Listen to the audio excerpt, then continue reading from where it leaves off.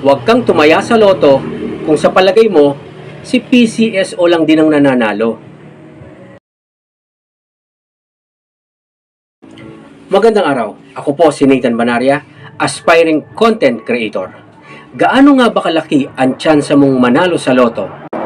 Kung tumataya ka sa 642 Loto, 6 na numero ang kailangan tumama mula 1 to 42 sa standard bet na 25 pesos. Ang tsansa mong manalo o maka-jackpot ay 5,245,786. Kung tumataya ka naman sa 645 Mega Lotto, 6 na numero ang kailangang manalo mula 1 hanggang 45 sa standard bet na 25 pesos. Ang tsansa mong manalo o maka-jackpot ay 8,145,060. Kung tumataya ka naman sa 649 Super Lotto, 6 na numero ang kailangan tumama mula 1 hanggang 49 sa standard bet na 25 pesos.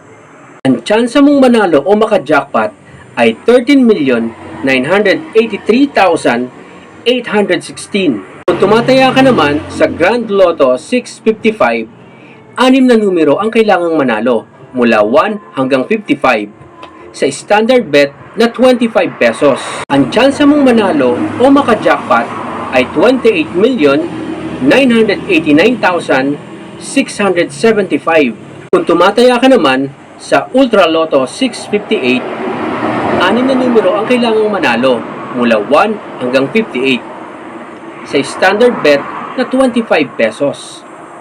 Ang tsansa mong manalo o maka-jackpot ay 40,475,358. Dahil po ang larong loto ay game of chance. Walang pattern, walang algorithm, walang system na magpapanalo sa iyo. Play responsibly. Tandaan mo ang 4 na ito. Una, huwag kang tumaya sa loto kung sa palagay mo minamanipula lang ito ni PCSO. Pangalawa, huwag kang tumaya sa loto kung sa palagay mo si PCSO lang din ang nananalo. Pangatlo, huwag kang tumaya sa loto kung ang pera mo ay pambili lang ng gatas ng anak mo. Pang-apat, huwag kang tumaya sa loto kung ang pera mo ay pambili na lang ng bigas nyo. Ngayon ganito, tandaan mo naman ang 4 na ito. Una, tumaya ka sa loto kung sa palagay mo may lehitimong nananalo dito.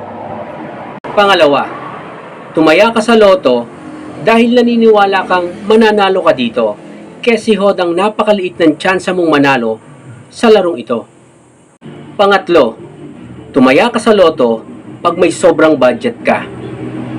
Pang-apat, tumaya ka sa loto bilang pang-aliw sa sarili mo o entertainment. Tandaan, huwag mong iasa ang buhay mo dito. Pero again, kung naniniwala kang mananalo ka, mananalo ka. Sa next video po natin, pag-usapan naman po natin ang system play na kung saan tumataas ang tsansa mong manalo. See ya!